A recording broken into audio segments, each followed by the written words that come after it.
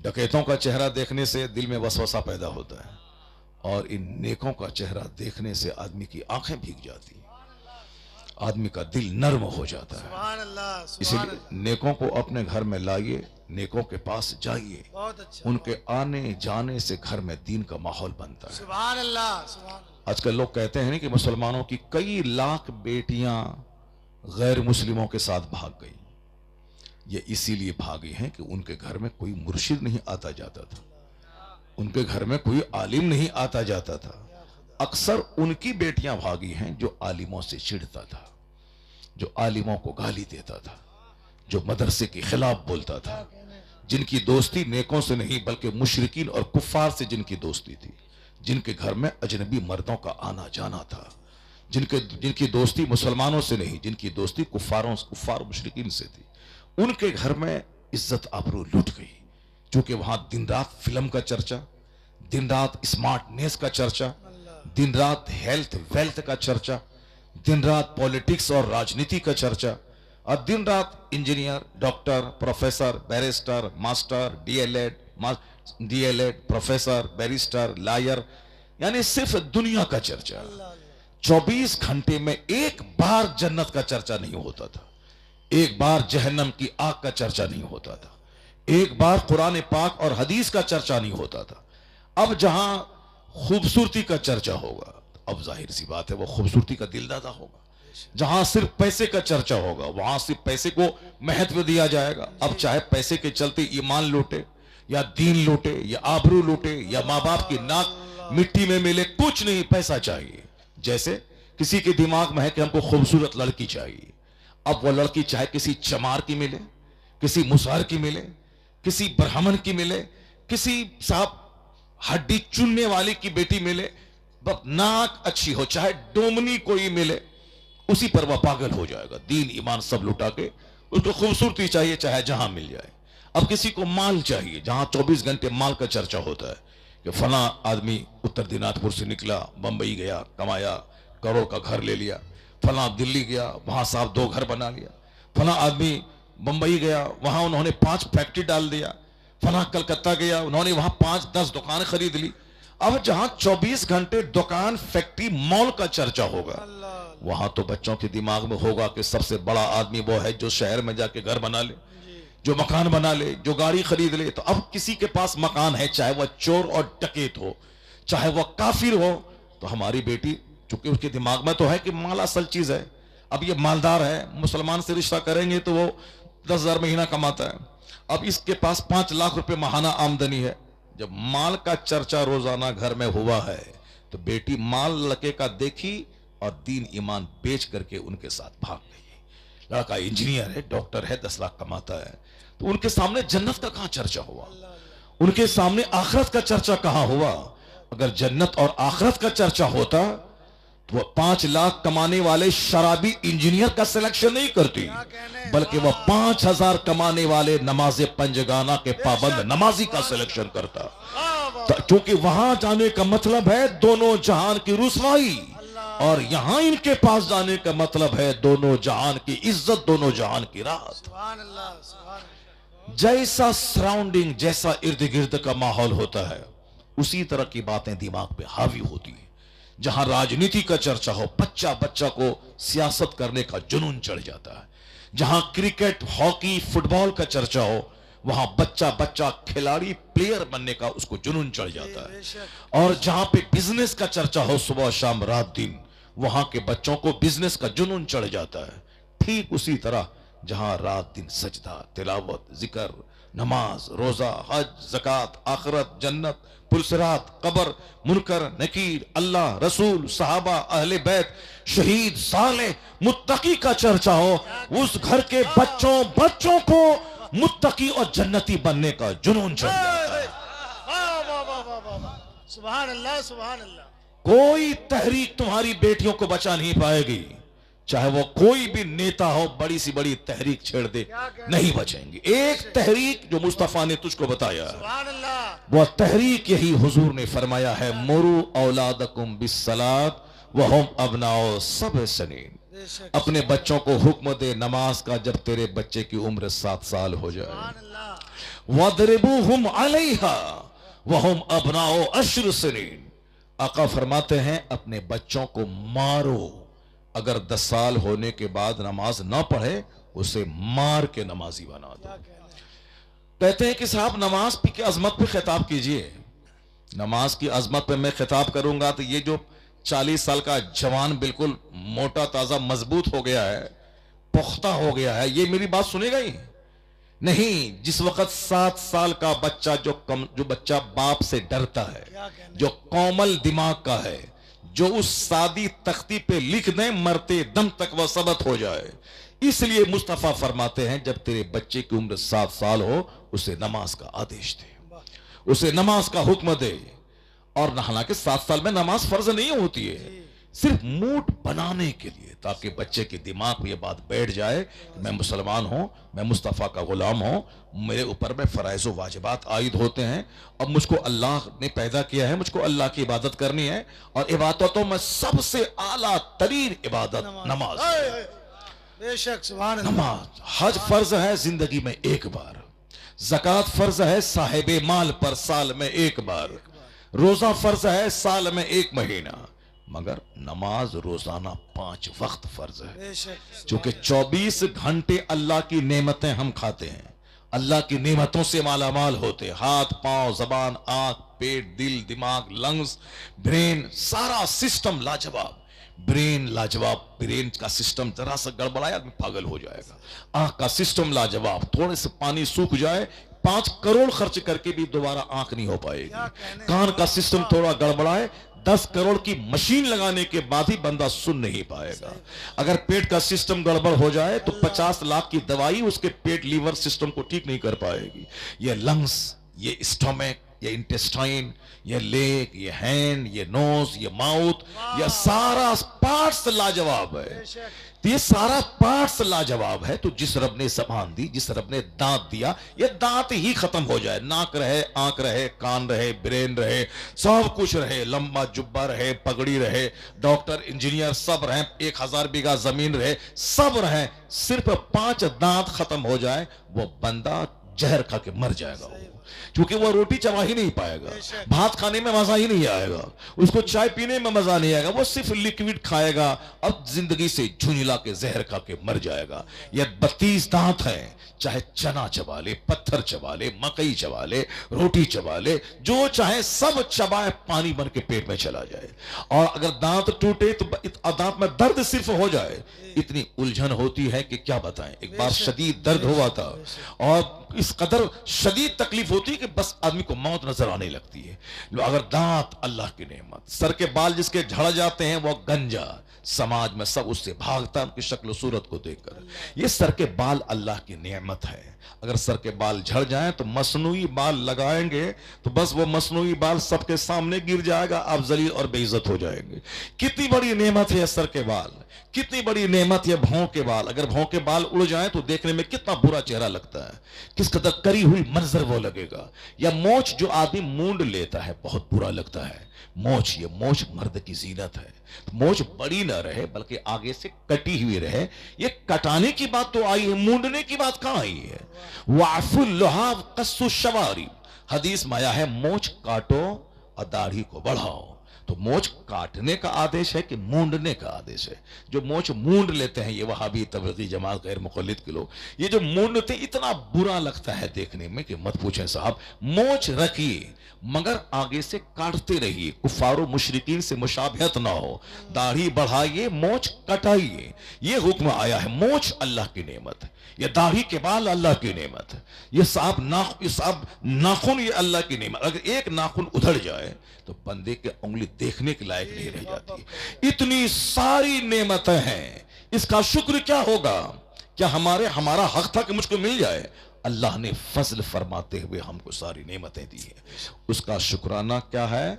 5 وقت کی نماز بندہ پڑھے اور نماز میں سر سے لے کے پاؤں تک سارا پارٹس شریک ہو جاتا ہے. گویا یہ نماز یہ جسم کی ساری نعمتوں کا شکرانہ ہے. ساری. اب جب کھانا جب ڈیلی کھاتے ہیں تو شکر بھی ڈیلی ادا کرنا ہے. ایسا نہیں کہ جمعہ میں ایک دن گئے مسجد میں چوچ مارے چلے آئے، نہیں عید اور بقرعید میں مسجد گئے, عیدگاہ پہ صاحب دو چوچ مارے وہاں سے چلے آئے, نہیں ایسے گئے بس مارے چلے, نہیں. نماز اعلیٰ ترین عبادت ہے. سجدہ لمبا ہو, سجدے میں کہیں سبحان ربی الاعلیٰ, یا میں اپنے رب اعلیٰ کی پاکی بیان کرتا ہوں, سبحان ربی العظیم بولے, سورہ فاتحہ پڑھے, ساری دنیا سے کٹ جائے, پھر سلام پھیرے, ایسا لگے جیسے ایک دوسری دنیا میں قدم رکھ دیا ہو. نماز میں پیشانی جھکتی ہے, نماز میں زبان سے تلاوت ہوتی ہے, ہاتھ پاؤں کی حرکت ہوتی ہے, یہ ٹکنا, یہ گھٹنا, یہ ہاتھ, یہ ناک, یہ پیشانی, یہ زبان, یہ کان, اتنی آواز سے تسبیح پڑھنا ضروری ہے کہ آپ کے کان سن سکیں. ایسے گمسم اگر آپ پڑھیں تو نمازی نہیں ہوگی.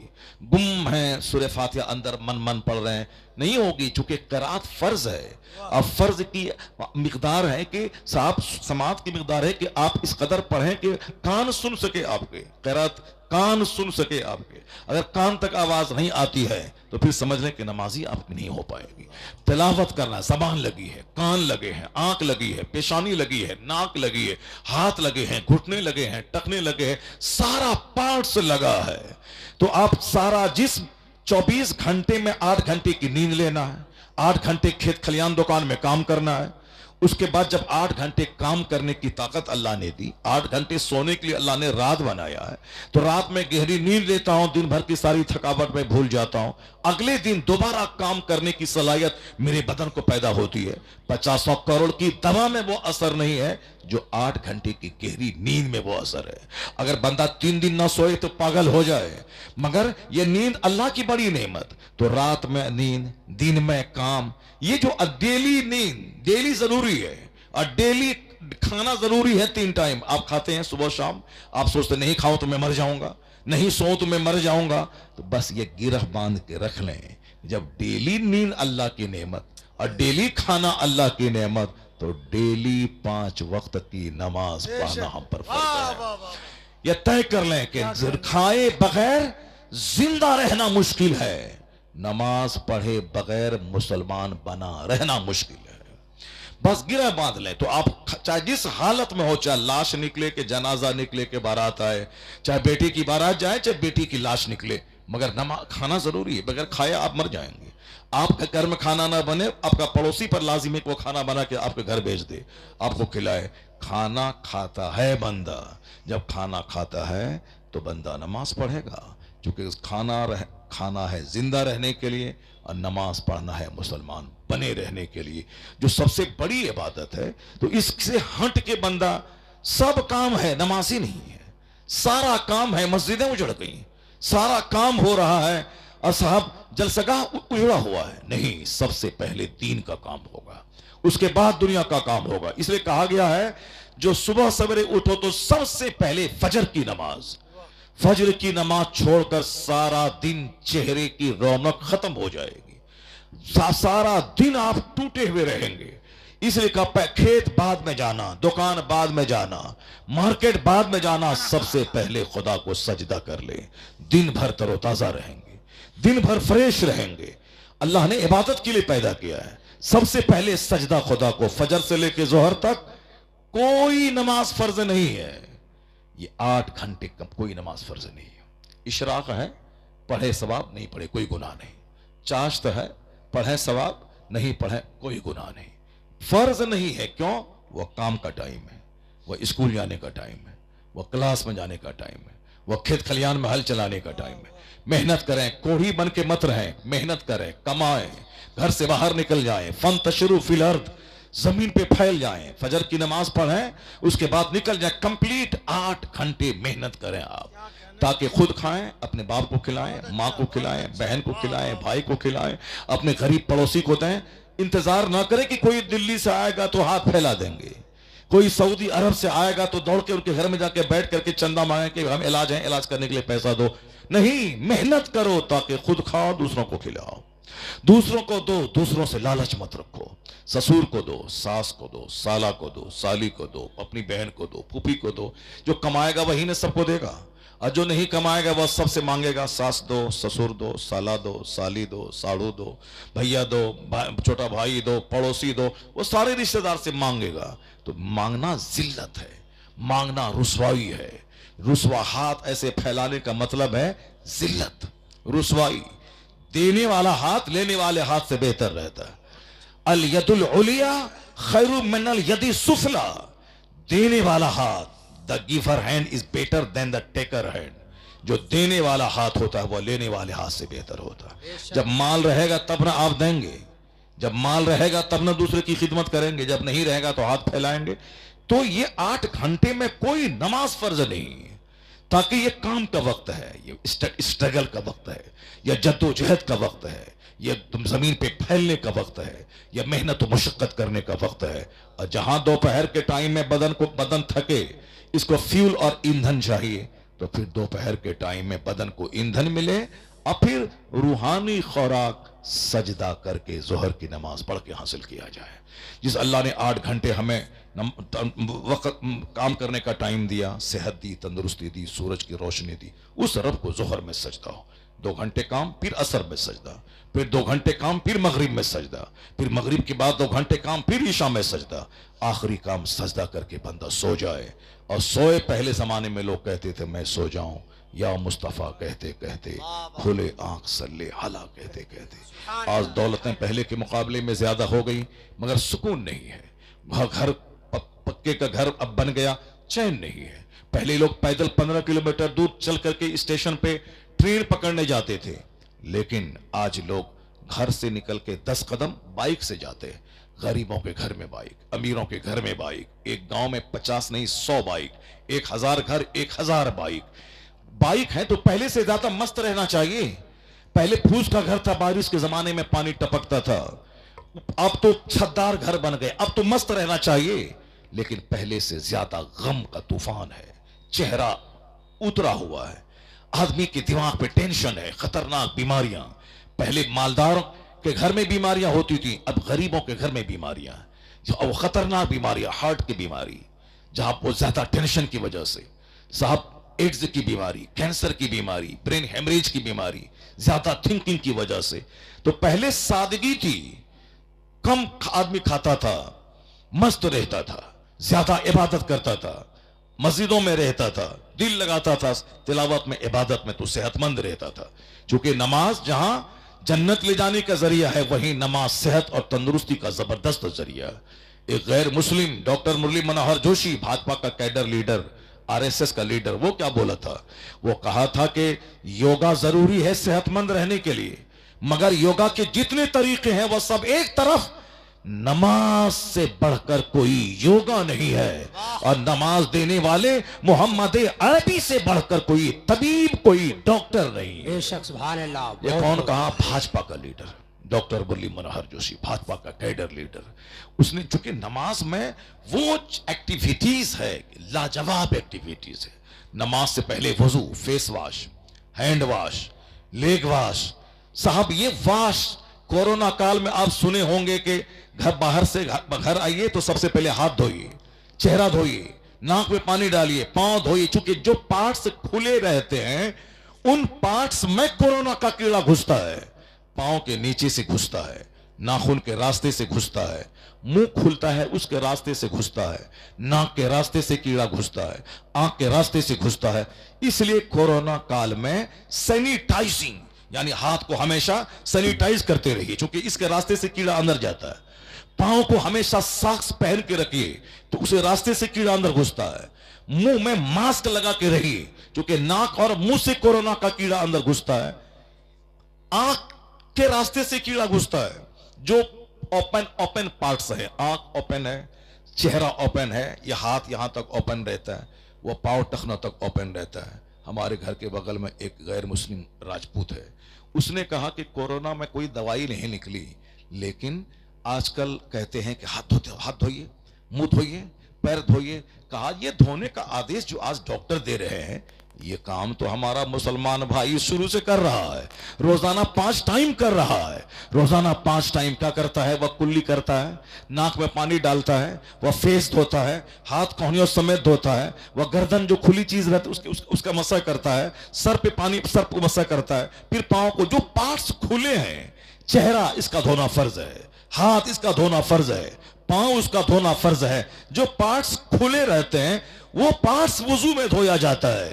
اس کا مطلب یہ نکلا کہ وضو ان دروازوں پہ پہرا لگاتا ہے جن دروازوں سے بیماری اندر داخل ہوتی ہے, اور روزانہ 5 بار وضو کرے تو جو کیڑا ناک میں اٹکا ہو ناک میں پانی ڈالنے سے نکل جائے گا, جو کیڑا منہ میں ہو کلی کرنے سے وہ نکلے گا, جو کیڑا ناخن میں اٹکا ہو وہ ہاتھ دھونے سے نکلے گا. وہ کہتے ہیں یہ 5 بار جو وضو مسلمان کرتا ہے, کورونا کال میں انہی کھلے ہوئے پارٹس کو دھونے کا آدیش ہیلتھ ڈپارٹمنٹ کی منسٹری ہو یا ہیلتھ کا ڈپارٹمنٹ کا ایکسپرٹ ویگیانک ڈاکٹر ہو, وہ یہی دھونے کہتے ہیں. تو جو کام آج ڈاکٹر نے کہا وہی کام مصطفیٰ نے 1400 سال پہلے اپنے غلاموں کو بتایا.